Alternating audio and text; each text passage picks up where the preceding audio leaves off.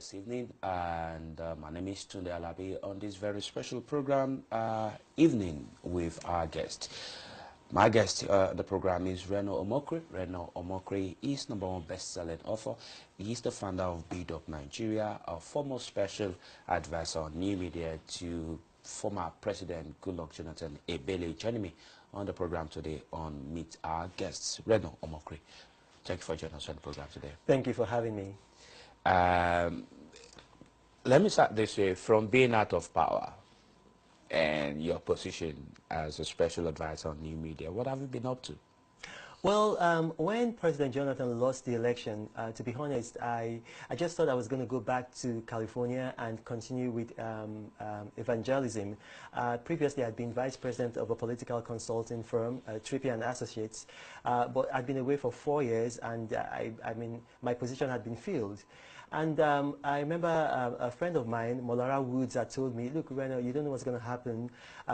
After holding this job, you know, your life's not going to be the same. You're not going to look for a job or a business. Business and jobs are going to look for you. I didn't know she was dead accurate, but different sets of people, individuals, businesses, and institutions began coming to meet me for consultancy services. So I've had a full plate, and obviously, I wrote 2 books after I left office. The last one became a #1 international bestseller, and it's earned me a fortune, so to say. So it's been very good. Tell us about this book. Let's start from there. Okay. This best-selling book that earned you some fortunes. Tell us, what's the background? What were some of the things that actually pushed you up to that ladder? Well, essentially, former President Goodluck Jonathan is a shy person, and by nature, he's not very egotistical. And I watched as the current administration used propaganda and lies. You know, in a very, I'm so disappointed in President Muhammadu Buhari. He has shown patent dishonesty. His government has shown itself to be crude manipulators of the truth, very manipulative liars. And you know, like, I just couldn't sit down. The Bible says in the book of John 8:32, you shall know the truth, and the truth shall set you free. And I said Nigerians had to know the truth, and so the truth could set them free. The title of the book is actually Facts versus Fiction: The True Story of the Jonathan Years, Chibok 2015, and the Conspiracies. In that book, I just wanted to set the record straight. I wanted to prove that President Muhammadu Buhari himself is a liar. I wanted to prove that he was surrounded by liars, people who had lied to the Nigerian public, who had manipulated the Nigerian public, who had sold them propaganda and lies. And I wanted Nigerian people to know, as 2019 approaches, that you cannot have this kind of, you know, a government that will lie to you is a government that will destroy you. Because you need to tell the people the truth, no matter how unsavory it is. And that was my main purpose of writing that book, to expose this administration currently ruling in Nigeria as a patently dishonest administration that does not have the moral authority to say any other administration before them was inadequate. So the rhetorics and the content shot you up to being the best-selling book. What does that mean? Does it mean that what you put, the story you set out in the book, has been accepted by the international community, the public as a whole? All that, what does it mean? Well, it means that the book it sold more than any book in the whole world on the particular day. It became a bestseller. You know, it became a bestseller on the particular day, #1 in. Yeah. Well, what led to that? That's what I actually want to get.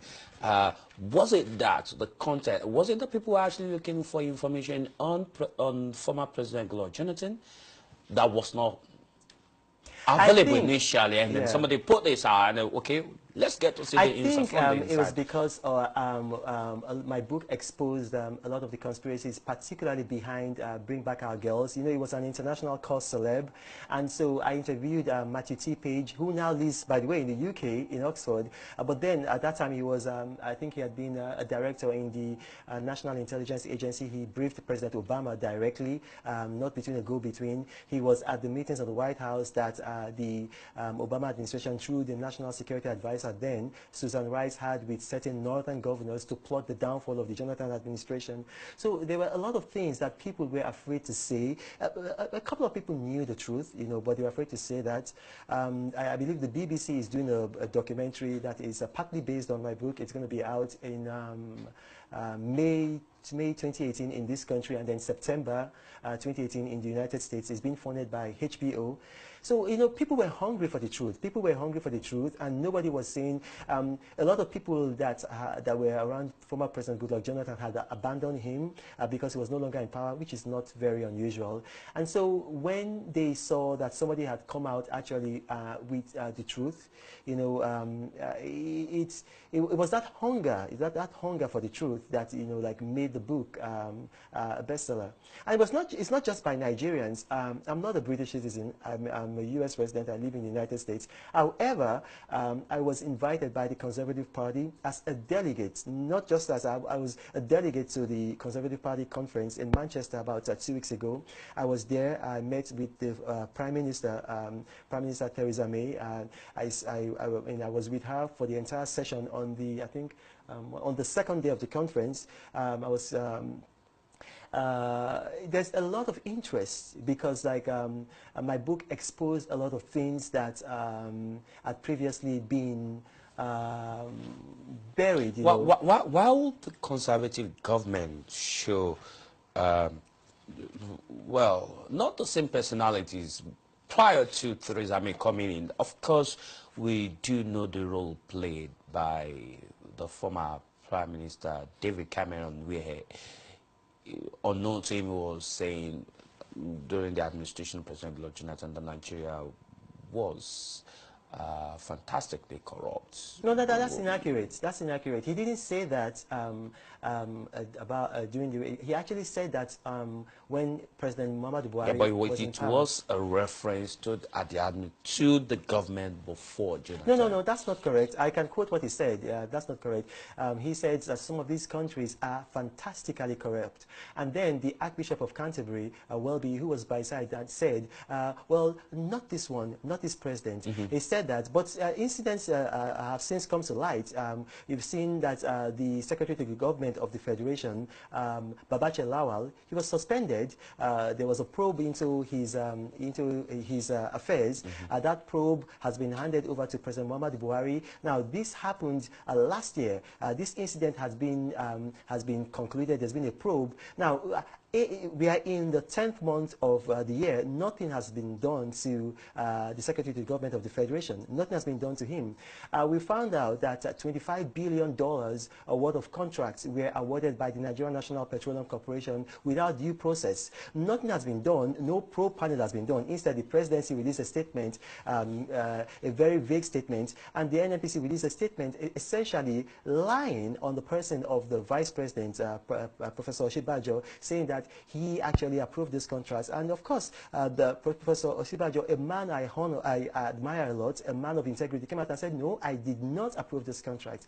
I did approve some loans, but I didn't approve this contract. As I speak to you right now, Nigerians don't know the truth of how 25 billion of their money was given out without due process. And it's not just that. There's multiple violations. There's a certain man called Abdul Rashid Maina.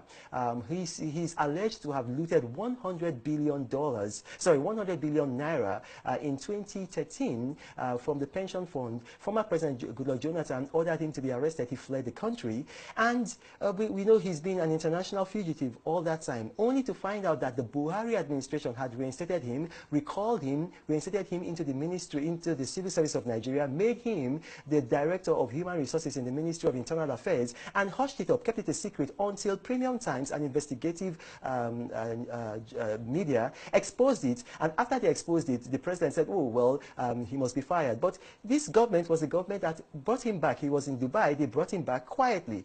So, I mean, you can begin to see that I've not said anything that is not true. I've given facts. And the facts show that this administration, the administration of President Muhammadu Buhari, is the most corrupt administration that has ever, not even governed, ruled Nigeria. Every time this man has been in office, huge sums of money have ended up getting missing. question. When he was Minister of Petroleum Affairs in 1978, allegedly $2.8 billion, 2.8 billion naira, which was at that time equivalent to $4 billion, got missing. Fela, the late Afrobeat musician, sang a song about it. The succeeding administration, the Shehu Shagari administration, did a probe. That probe was headed by the father of the current Senate President, I think his name was Olushola Saraki. You know, and then, you know, what happened with that probe? Now, I said allegedly because I don't want to say what I don't know.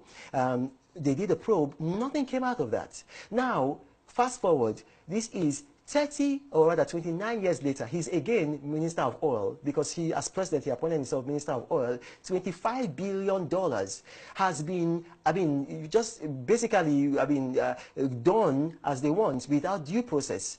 Now, this, in the history of Nigeria, this is the largest scam ever. There's never been a scam of this magnitude. When President Jonathan was in office, the then CBN governor made some allegations. When he made those allegations, President Jonathan set up a probe within a month. There was a probe, and not only was there a probe, he also invited Nuhu Ribadu, and you know him, he's world famous for his reputation, to also do a concurrent probe. And not only that, he also invited an audit from, I believe it was PricewaterhouseCoopers, to do an, what did they call it? I'm going to use the right word, a forensic audit of the NNPC.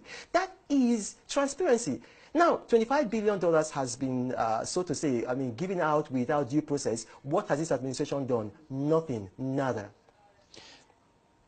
The last 2 years, this government has successfully exposed a couple of financial misappropriation allegedly committed by the administration you served. And in fact, the government of former President Goodluck Jonathan is seen to have been the most corrupt government in the history of Nigeria.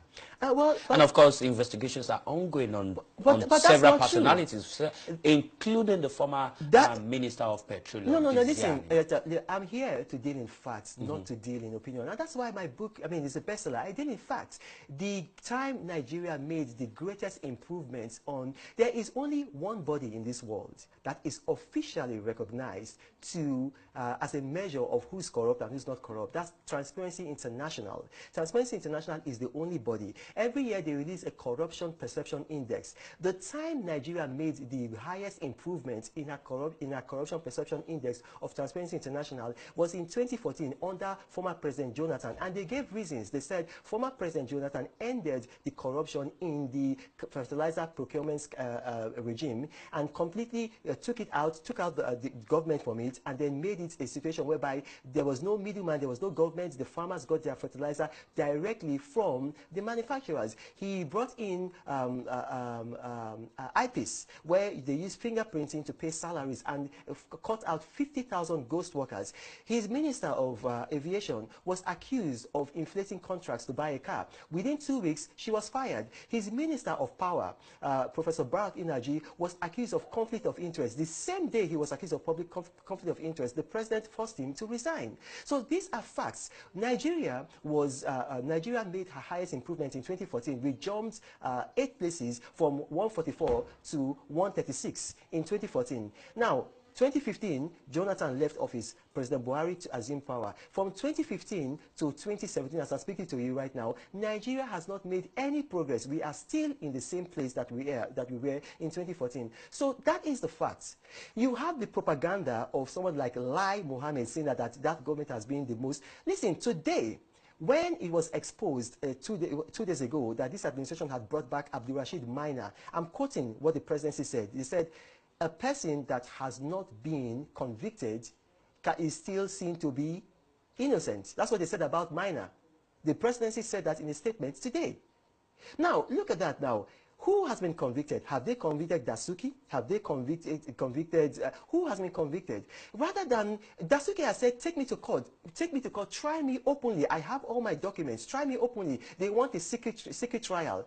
Who between Dasuki and the government is now corrupt? When Dasuki says, take me to court openly, I have all my documents.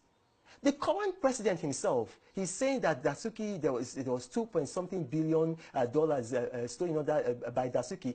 They have not even the total amount that they've put together is not even up to 10% of that amount. Look, it is a fact that this administration lives on propaganda. And so that's why they try to. I mean, that's why they are very wary of someone like me, because I will not deal in opinions, or say I will come out with the facts and expose this administration. Towards the end of that government, in fact, at the time the government ended, the government was the current administration was also after you for certain things. Really? Yes, a couple of informations were released as saying you weren't involved in some financial transaction. Of course, that could not be, that's not true. That could not be substantiated. No. This administration has not accused me of any financial stuff. I've been in Nigeria twice since I left office. I was in Nigeria February 18, 2016. I went to Nigeria and specifically to Benin. I went there with Senator Ben Moribus. I went there with Pat Utomi. I went there with Archbishop John Praise Daniel to open an orphanage that I built. And then I went there again August 6th, 2016 for my mother's 80th birthday. I have not been accused officially or unofficially by this administration. When I was working under President Jonathan, I refused to have a budget because I knew that these kinds of things would happen. I did not have a budget in any way. Whatever I wanted, I passed it through, and maybe the chief of staff would ask for it to be done, but no money passed my hand. And this administration has not accused me of any financial misappropriation in any way. Your phone is there. You can actually Google right now and tell your audience, Google. They've made, they have their people maybe on social media try to attack me and say, well, maybe this and that, but they have not made any allegations or any whatever about me financially. Moving on from there, as it stands in 2019, very close by because of our time, where do we stand? Well, PDP is practically discredited by this administration. The last 2 years, this government has practically put in huge amount of resources to discredit this government based on what has been done or what has not been done. Well, but I mean, like, that's why I tell you, the PDP government, the last administration, and the PDP party. Yeah, you seem to dwell on opinion, and I dwell on facts. This administration, when they were campaigning, they campaigned that they were going to provide 3 million jobs every year. You can Google it. There was billboards everywhere. There's YouTube videos. They said they were going to provide 3 million jobs. Now, the Nigerian Bureau of Statistics, this is not Reno Mokri, this is not the PDP. The Nigerian Bureau of Statistics under the Buhari administration said rather than provide 3 million jobs a year as they promised, they've actually lost 3 million jobs per year. In 5 years that Jonathan governed Nigeria, he spent 16.5 trillion naira. And in that time, Nigeria was the 3rd fastest growing economy in the world, according to CNN Money, the 4th fastest growing economy in the world, according to the British government. The British government said that. And so you said that our economy was stable. We became the largest economy in Africa. The naira was stable for 4 years at 150. In the 5th year, it went to 199 officially. Now, in 2 years, the Buhari administration has spent 14 trillion naira. What has happened? We've had a recession in those 2 years. The naira has collapsed. And then last year, the naira was the 2nd worst performing currency in the entire world. There's been a massive capital flight in Nigeria. And Nigeria used to be the #1 destination of foreign direct investments in Africa. This is not me saying it. This is the United Nations UNCTAD said it. We were the #1 destination for foreign investment in Africa. Under this administration, we have now become the number 15. We went from #1 to number 15. So the facts are there. This administration promised, when they campaigned that they were going to restructure Nigeria. When they got into power, when they brought about restructuring, the president, not anybody, the president said, what is restructuring? He does not believe in restructuring. The administration denied restructuring. The chairman of the party, John Odigire Oyegu, denied restructuring. So this administration, they do not have any credibility. There's a saying that no matter how far and fast falsehood has traveled, it must eventually be overtaken by truth. So for the PDP to defeat this administration is not going to be a small thing.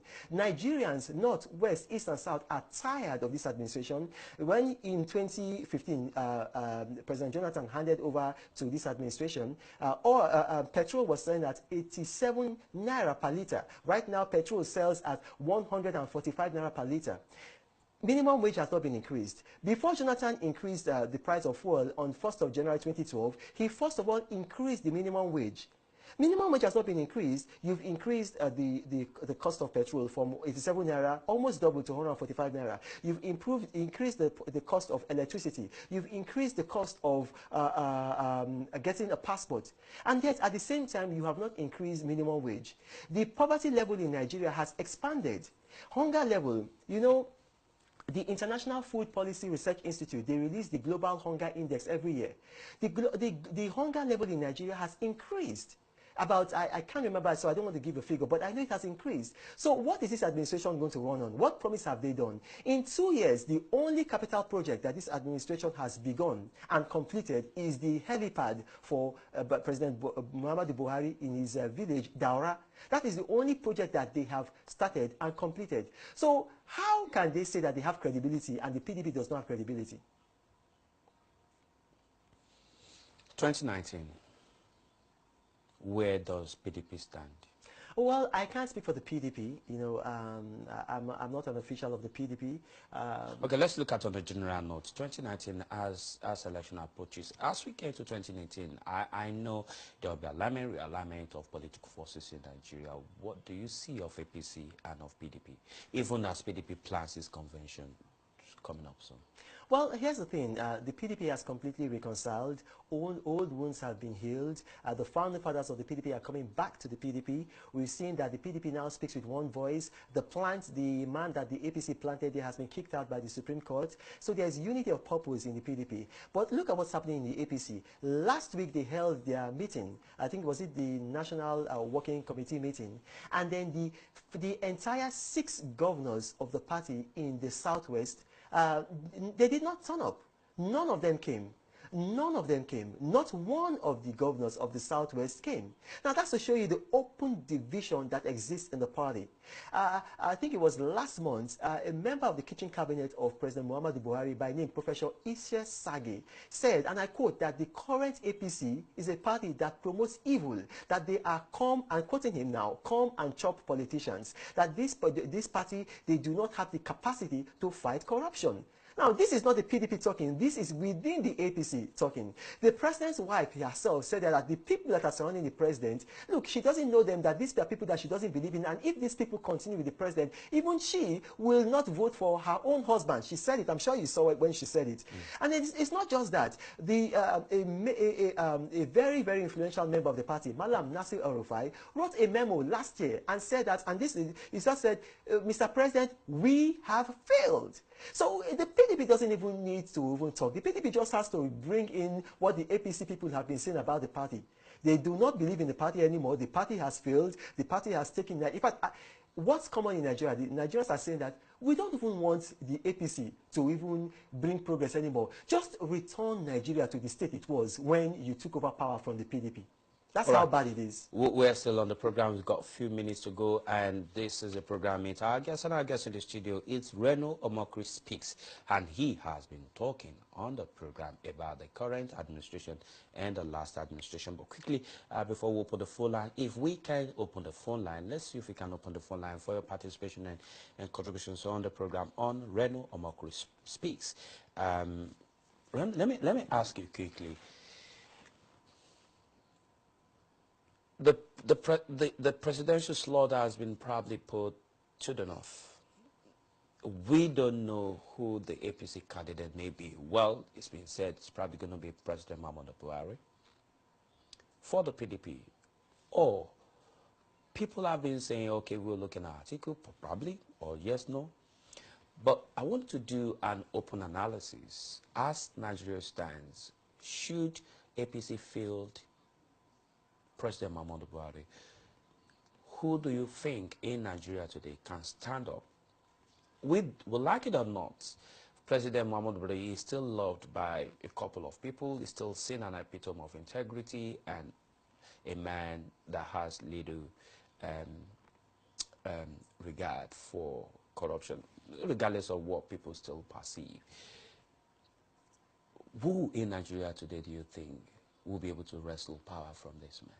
I'll put it this way. If the PDP feels any northern candidate that is credible, and there are a lot of people that are credible, even people that are currently in the APC, people that are in the PDP, people that were former and present office holders, if they feel any credible person, though I believe that they'll defeat President Muhammadu Buhari. Now, one thing you have to understand, I was a vice president of a political consulting firm. I look at politics as mathematics. It's a science for me.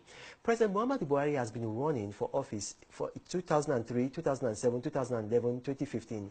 He has never been able to garner votes in the South. He garners votes in the Northwest particularly, and you see that he's always been able to garner 12 million votes, beginning from 2003, 2007, 2011, and 2015. It's just been the same. The reason why he won in 2015 is because a man called Asiwaju Bola Tinubu was able to convince the Southwest to vote for him. So the voting average in the North did not change. It was still that same, what he had in 2015, that he, so in 2011 that he had in 2015. He had just that segment of 12 million votes. What gave him the edge was because of the Southwest. Now, does he have Bola Tinubu in his camp? No. Bola Tinubu, I mean, like I told you, in their last National Working Committee meeting we just held, I believe it was on last week, Monday, none of the Southwest governors came. Not one of them. They did not even send apologies. Not one of them came.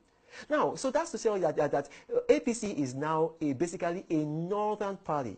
It's just a party that has a strong, and not just even a northern party, a pan-northern party. You see, what's happened there is like with the way the president has treated certain segments of the north. Look at what he's done in Kaduna State. Look at what he did to the Shiites.